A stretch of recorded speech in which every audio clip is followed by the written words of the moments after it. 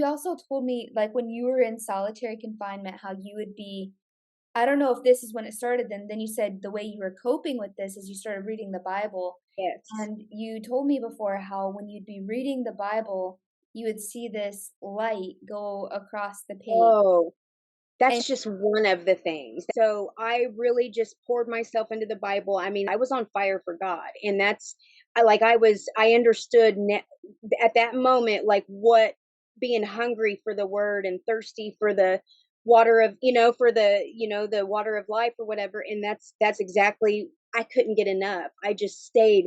Every guard that would go by that would look in there, they'd be like, "You just stay in that book, don't you?" And I'm like, "Yep, I did." And I did. I didn't read even hardly any books, like regular books. I stayed in my Bible. Well, as I'm like, starting to understand that the way that I was feeling in certain things, that was happening, like with the orb of light that would be on my wall. And I'll get to that next. But there was like this little, when I started reading my Bible, when it started getting like darker, like in the evening time, I would always put my mat on the floor because it was warmer. You got to mind you, it was starting to get a little cold in there. It was coming into winter. And I would lay on the floor and I would pray at night, and I started noticing like this ball of light, like that would like bounce like from the corner of the wall, all the way out until my prayer was finished. Well, the same thing started happening in my Bible.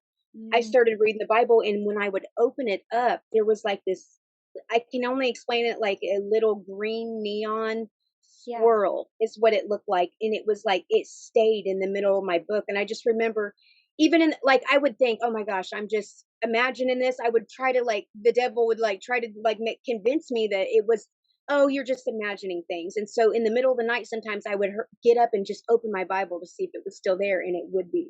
It never left. That ball of light was just like swirling mm, in the middle. And it was like, as I would read the Bible, the words started like lifting, like certain like verses and certain scriptures would like lift from the page to where like I would know what to read. It was just, yeah, and in the beginning I still thought my mind was playing tricks on me. Like, is this uh-huh. real? Like, it took a little, while into this before I really started believing that it was real, that God was there. He was in that room with me. I remember you telling me, like, you would close your Bible to see if it was Yeah, still there and you would still and see it. open it up.